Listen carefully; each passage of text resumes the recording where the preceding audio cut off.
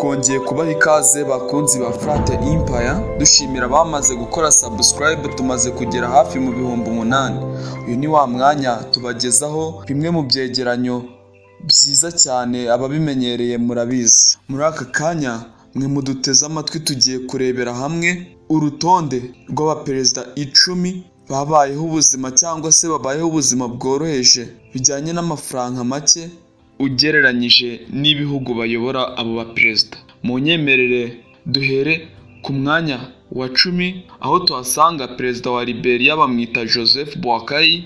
Uyu perezida Joseph Boakai, igihe igihugu cye cyari mu bibazo by'ubukungu, yafataga amafaranga yiwe ya buri kwezi akayashyira muri guverinoma kugira ngo akureho icyasha ku gihugu cye. Ibi nibyo byatumye asigarana amafaranga make kuri konte, bikavugwa ko yigeze atanga agera kuri miliyoni 200 z'amayero, azitanga muri guverinoma kugira ngo igihugu cye agikureho ikimwaro ndetse n'icyasha. Ibi nibyo byashyize mu bukene uyu muperezida Joseph Boakai, bituma ajya ku mwanya wa 10 mu baperezida 10 bo ku isi yose babayeho ubuzima buciriritse. Mu nyemerere dukomeze kuri perezida wa 9 mu baperezida bakennye cyane ku isi. Uyu muperezida ni Evaristo do Espírito Santo Carvalho, ni umuperezida wa Sao Tome et Principe.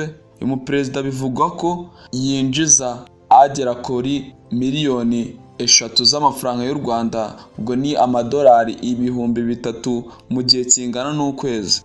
Aya mafaranga usanga bamwe mu baturage bo muri Sao Tome et Principe bayinjiza kumurusha, ndetse hafi bakanikuba kabiri. Bivugwa ko uyu muperezida abayeho ubuzima buciriritse, aho agenda mu modoka ya Lava4, imodoka zimenyerewe ko zigendwamo n'abantu basanzwe, zikaba zinahendutse cyane. Bivugwa ko uno muperezida Evaristo Espírito Santo Carvalho afite amadeni menshi yagiye afata mu bihugu byo hanze, bityo bikaba bimushyira ku mwanya wa 9 mu baperezida bafite amafaranga make ku isi. Mu nyemerere dukomeze ku mwanya wa 8, aho tuhasanga perezida Aleksandar Vučić, ni perezida wa Serbia, umwe mu bafatwa nk'abaperezida bafite salary iri hasi mu bihugu by'i Burayi ugereranyije n'abantu basanzwe bakora mu gihugu. Uyu muperezida bivugwa ko afata agera ku mayero 4,000 ku kwezi gusa. Aya ni akabakaba miliyoni 5 cyangwa 5 n'igice z'amafaranga y'u Rwanda. Aya ni amafaranga make cyane adakwiriye umuperezida wo muri Europe. Uyu Aleksandar Vučić ni uwa mbere mu baperezida bafata amafaranga make muri Europe. Twakomeje tugeze ku mwanya wa 7, aho tuhasanga Nataša Pirc-Musale, perezida wa Slovenia. Ni perezida wagaragaye ku rutonde rwa perezida b'ibyiciro byo hasi cyane mu Burayi bwo hagati mu mishahara yabo ugereranyije n'abaturage babo. Uyu muperezida bivugwa ko afata akabakaba amayero 4,500. Aya ni hafi miliyoni 6 z'amafaranga y'u Rwanda. Ni amafaranga make adakwiriye umuperezida wa Slovenia. Uyu muperezida kandi bivugwa ko yituriye mu mashyamba, aho atunzwe n'ubworozi ndetse n'ubuhinzi, aho abayeho ubuzima buciriritse cyane ugereranyije n'abandi baperezida ndetse n'abaturage ayobora. Mu nyemerere dukomereze ku mwanya wa 6, aho tuhasanga umuperezida mutari mwiteze, perezida wa Ukraine Vladimir Zelensky. Ni umuperezida ufite umushahara ugaragara nk'uri hasi cyane ugereranyije n'umushahara w'abaturage cyangwa se GDP per capita y'igihugu.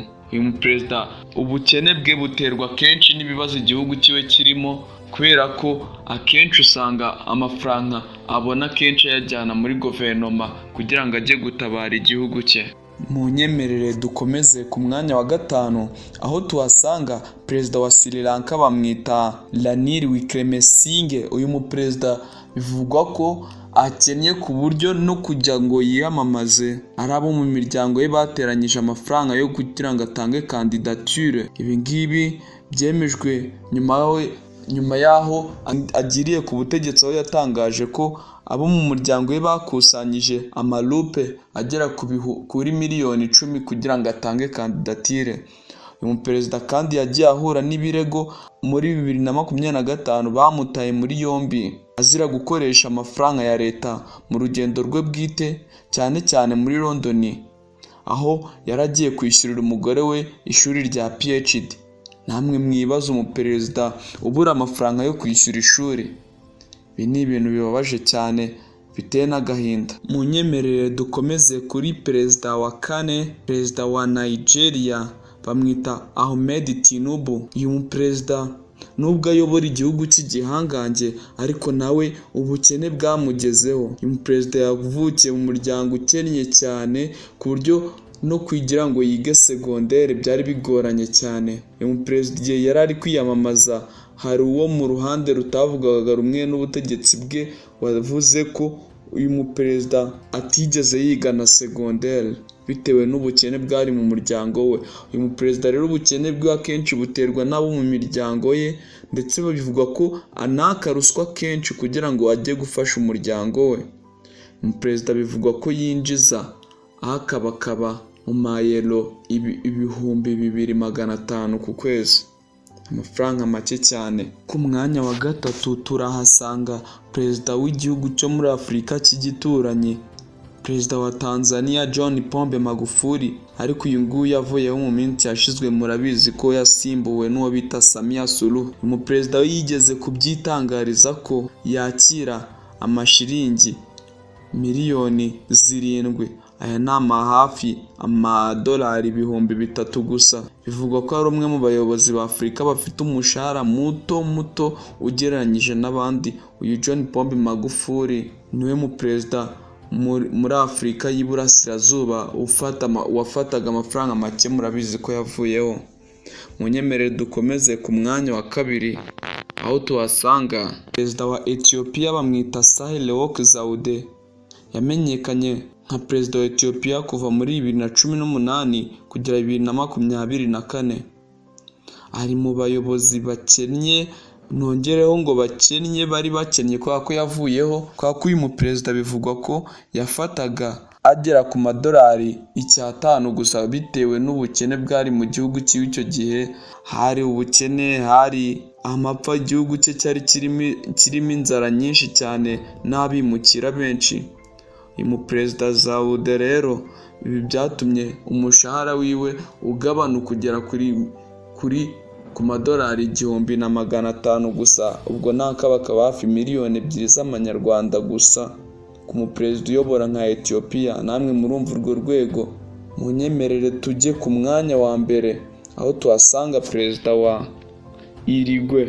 Uyu muperezida wa Uruguay bamwita José Pepe Mujica, wahoze ari perezida wa Uruguay, ubu yavuyeho.